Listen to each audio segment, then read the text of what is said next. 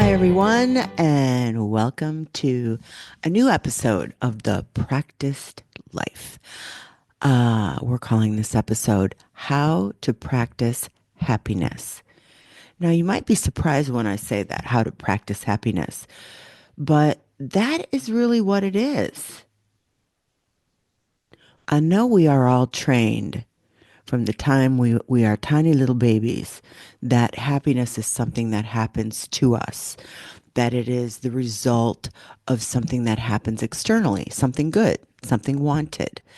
And that seems to make sense because once we start practicing something a certain way, we start to collect proof that we can't be happy until something outside of ourselves that is good occurs. Then we're happy. And for however brief, we can hold on to that vibration. But if you are a believer that we are energy, that we are living in a quantum world, that other things respond to us, that we attract what we're a match to, then it only stands to reason that happiness is really a frequency. It's a frequency. It's like tuning your radio to a certain channel, and all of a sudden you have clear reception and you can hear the music. So that means that happiness is really a practice. And people that walk this planet, who we would call happy people, they aren't lucky people who continually have external events go their way. They are people who practice the frequency of happiness. Once you know that, it's like a big old lottery win this life. Because what that really means is happiness is in your hands. That you can create that frequency and that state for yourself whenever you want, as often as you want, every single day, throughout the day, many, many, many, many times. So, what creates frequency? What creates frequency? Our thoughts create a frequency. How we speak about ourselves and our life create a frequency. What we focus on, how we frame our daily experience. Are we on the hunt for what's working, or are we fault finders? Are we on the hunt for things we can appreciate right in the here and now? Or are we always waiting for some happy day in the future to come? I know. And listen, I say this with no judgment to anybody because I have been the latter.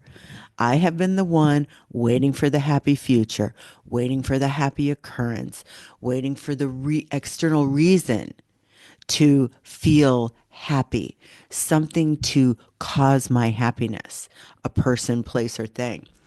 And now my understanding that I choose, I decide, and that I can literally practice happiness because being a happy person is an art.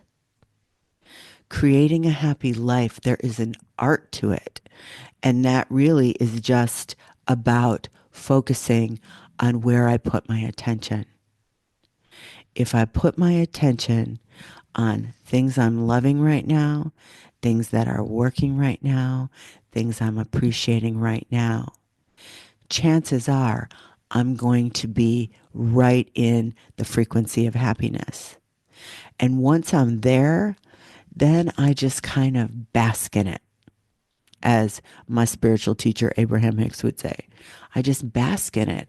Once I have a little piece of that frequency of happiness, I just keep going until more happy thoughts and more happy feelings, that feeling expands inside me. And the louder and clearer and more felt, it's a felt sense, that happiness.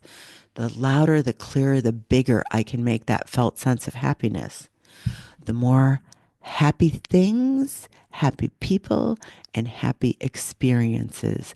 Join me there.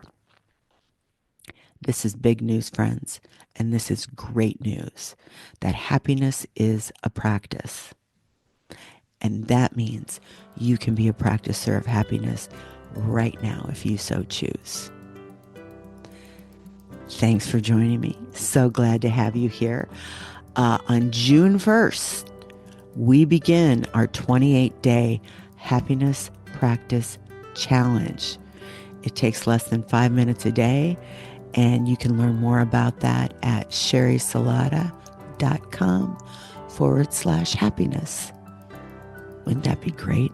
Practice happiness with us for 28 days and get the life proof so you can see that you are indeed a practicer. But this time you're doing it consciously and you're choosing and creating. I'll see you next time.